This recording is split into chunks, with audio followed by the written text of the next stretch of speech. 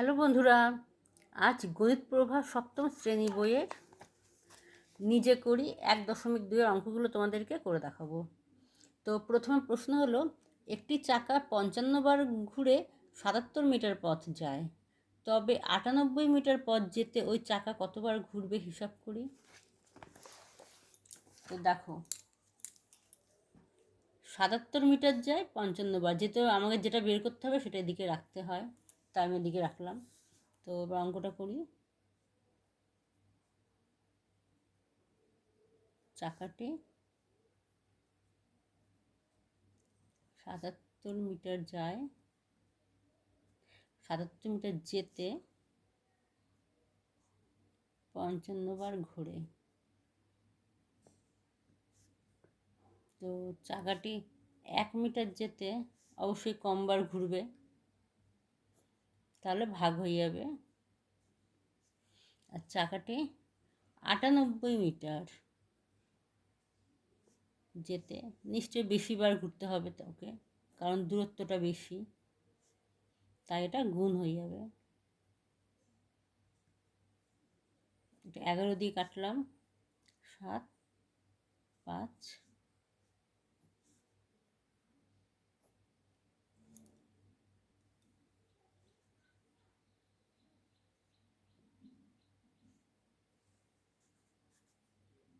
5 14 70।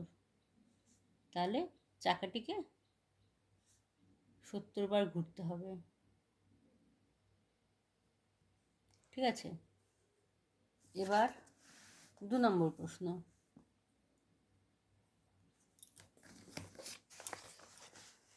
2 নম্বর প্রশ্নে আছে, দীপ্তার্ক প্রত্যেক সপ্তাহে একদিন সাঁতার শিখতে যায়।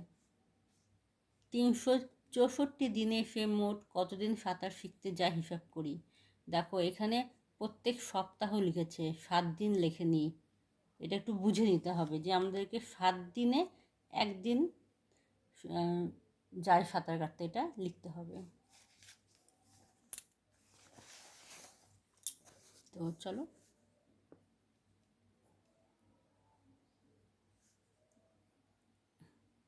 দীপ্তার্ক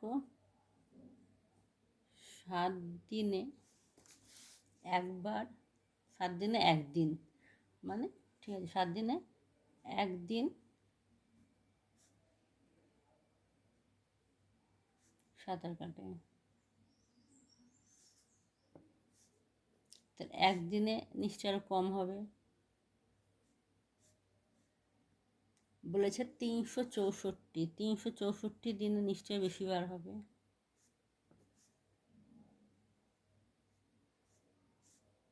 তাহলে এটা গুণ হবে।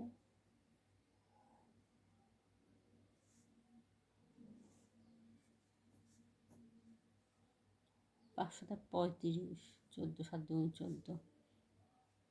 তাহলে 364 দিনেও 52 দিন সাঁতার কাটে।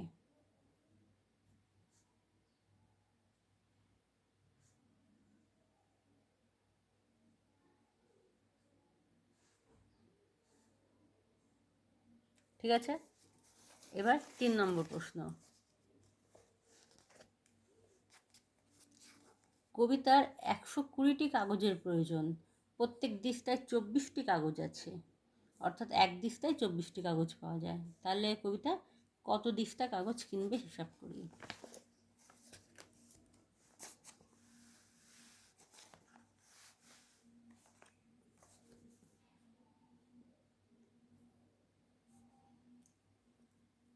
দিস্তা, তার মানে আমাকে দিস্তা এদিকে লিখতে হবে আর কাগজ এখানে লিখতে হবে। তো 24টি কাগজে হয় এক দিস্তা, তাহলে একটি কাগজে হয় কম হবে অবশ্যই, আর ওর লাগবে 120টি কাগজ।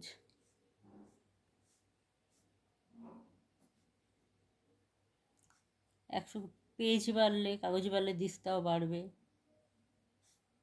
ওহো,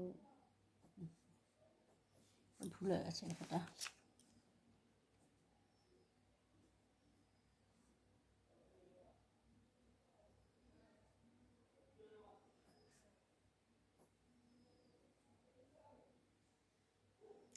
12 দিয়ে কাটি, 10 12 24, 5, তাহলে 5 দিস্তা, কবিতাকে 5 দিস্তা কাগজ কিনতে হবে। এবার 4 নম্বর প্রশ্ন। এখানে বলেছে 1 ডজন ডিমের দাম 48 টাকা হলে 32টি ডিমের দাম কত হবে হিসাব করে দেখি।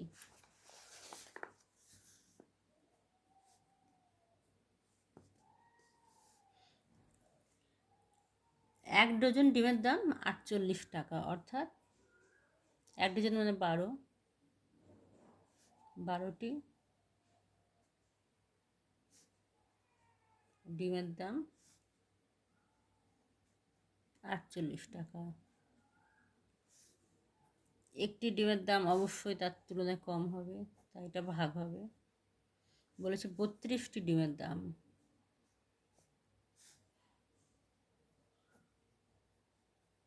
তাহলে গুণ হবে, বেশি হবে অবশ্যই। 4 এবং 48, 4 দুগুণে 8, তাহলে 32টি ডিমের দাম হবে 128 টাকা। এবার 5 নম্বর প্রশ্ন। প্রতিদিন 5 ঘন্টা করে কাজ করলে 30 দিনে একটি কাজ শেষ করা যায়। তো প্রতিদিন 6 ঘন্টা কাজ করলে কত দিনে সেই কাজ শেষ করা যাবে হিসাব করি। ঠিক আছে, দিনটা বের করতে হবে আমাদের, তাই দিনটা এদিকে লিখতে হবে।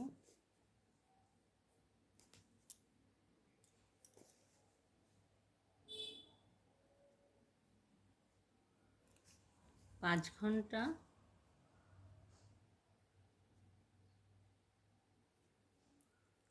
কাজ করে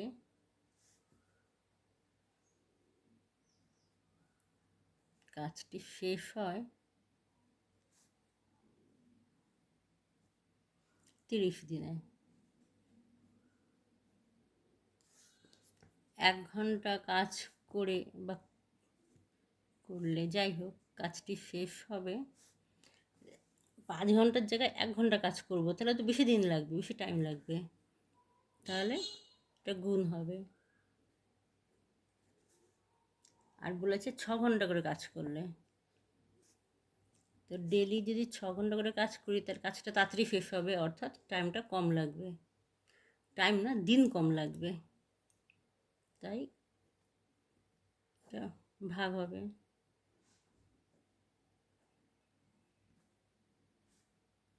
অর্থাৎ 25 দিন, তাহলে কাজটি শেষ হবে 25 দিনে। এবার 6 নম্বর প্রশ্ন।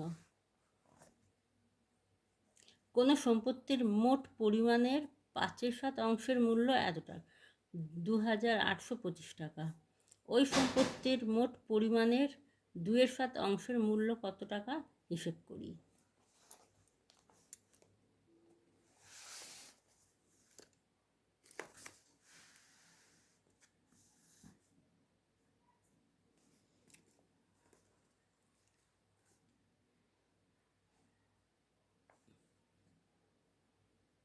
বলেছে এখানে 5/7 অংশের মূল্য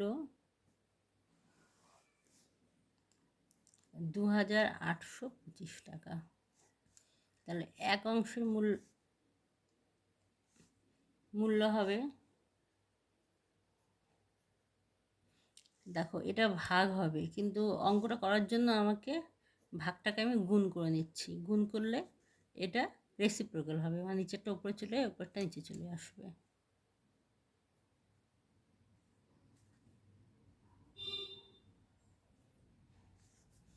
এবার বলেছে সম্পত্তির 2/7 অংশ,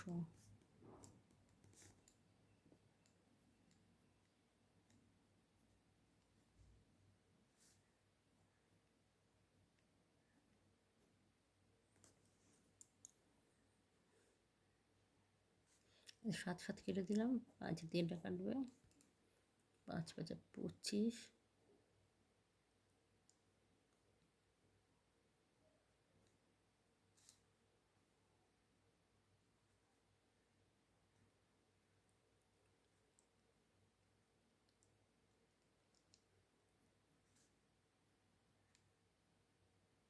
1130 টাকা।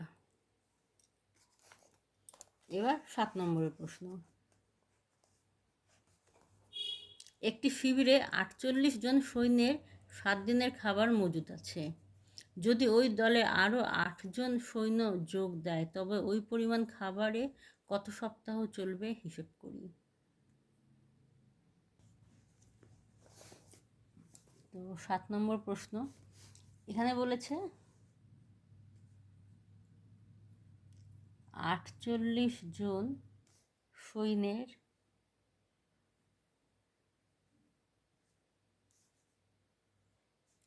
জন্য মজুত আছে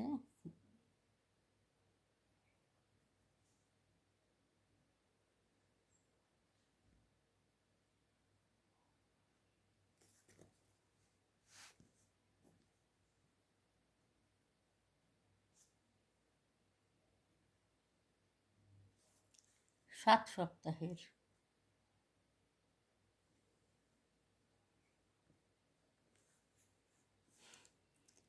একজন সৈন্যের জন্য খাবার, যদি একজন সৈন্য হয় তাহলে তো খাবারটা আরও অনেক দিন চলবে, 48 জনের খাবার, তাহলে এটা গুণ হবে, এত সপ্তাহ সে খেতে পারবে। এবার বলেছে 8 জন সৈন্য আরও যোগ দিয়েছে, 48 আর 8, 48 আর 8 যোগ করলে কত হয়? 56 জন সৈন্যের জন্য খাবার মজুদ হবে। খাবারটা চলবে কতদিন? লোক বেড়ে গেছে, লোক বেড়ে গেলে তাহলে খাবারটা টাইমটা কমবে, মানে দিনটা কমবে, তাই এটা ভাগ হবে। 7 8 56,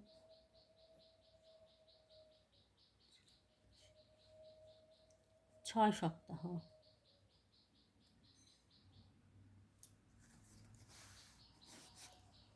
এবার 8 নম্বরের প্রশ্ন। একটি জাহাজে 50 জন নাবিকের 16 দিনের খাবার মজুত আছে। 10 দিন পর আরও 10 জন নাবিক তাদের সঙ্গে যোগ দিলেন। বাকি খাবারের সকলের আর কতদিন চলবে হিসাব করে দেখি।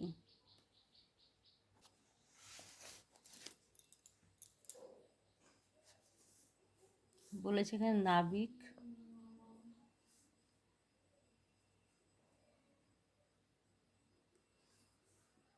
আচ্ছা দিনের খাবার, 50 জন নাবিক খাবারটা খেতে পারবে 16 দিন, তাহলে 10 দিন পর অর্থাৎ 16 দিনের খাবার মজুদ ছিল, সেখান থেকে 10 দিন চলে গেছে, তাহলে আর কদিন আছে? 6 দিন। তাহলে 50 জনের নাবিকের 6 দিনের খাবার মজুদ আছে। সেই খাবারটা আরও 10 জন এসছে, মানে 50 জায়গায় 60 জন হয়েছে। 60 জন নাবিক কতদিন খেতে পারবে?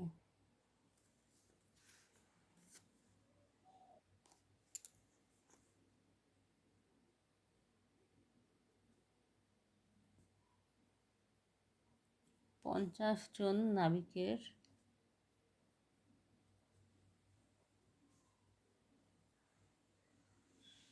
খাবার আছে 6 দিনের।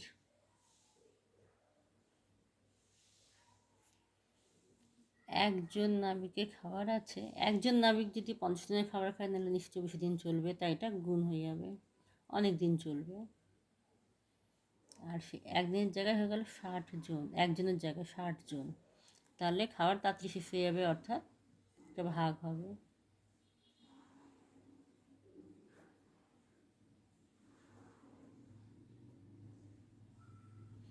অর্থাৎ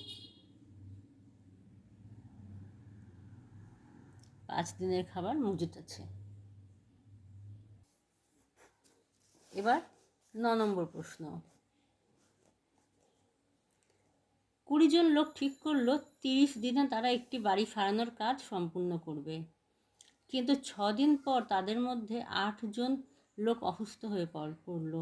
হিসাব করে দেখি কতদিনে তারা বাড়ি সারানো কাজ শেষ করবে। ঠিক আছে,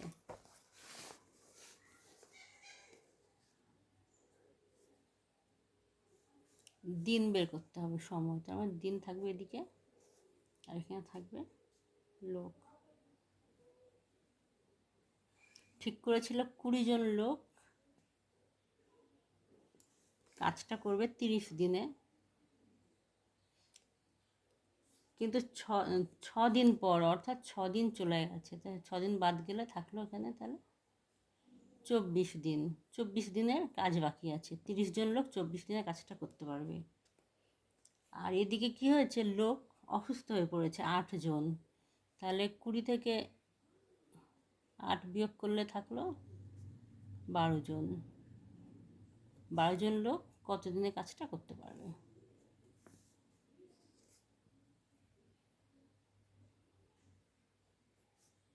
20 জন লোক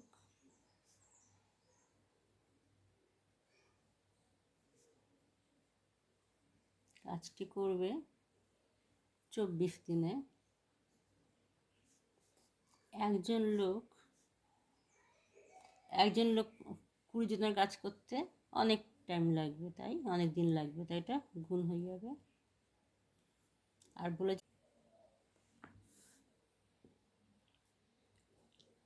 12 জন লোক কাজটি করবে, 12 জন করলে দিন কম লাগবে, তাড়াতাড়ি কাজটা হয়ে যাবে, তাই এটা ভাগ হবে।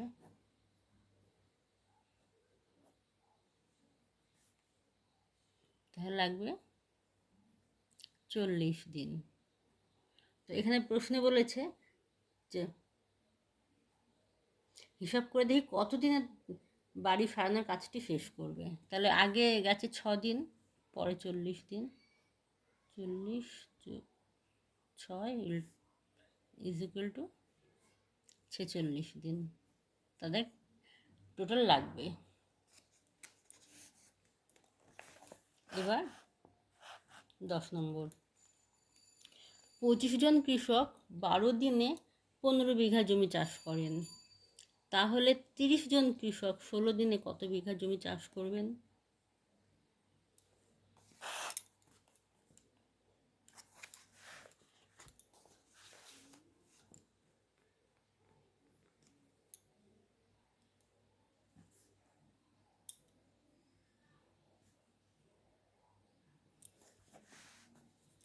পঁচিশ জন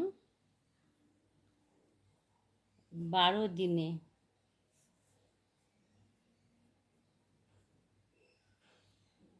চাষ করেন 15 বিঘা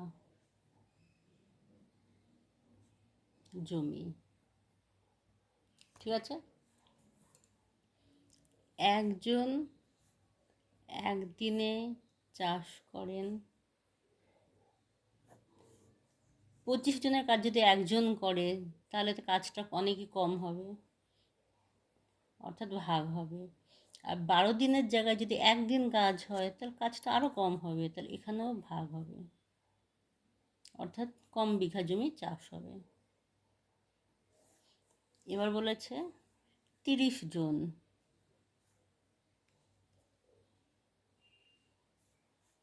16 দিনে।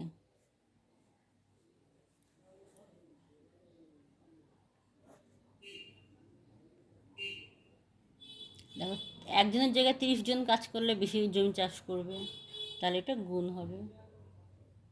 আর একদিনের জায়গায় 16 দিন কাজ করছে, তাহলে বেশি বিঘা জমি চাষ হবে, তাই এটাও গুণ হবে।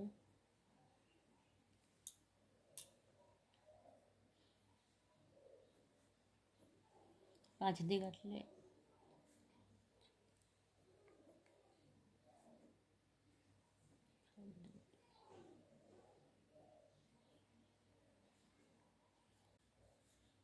8 আর 3, 3 8 24 বিঘা জমি তারা চাষ করবে।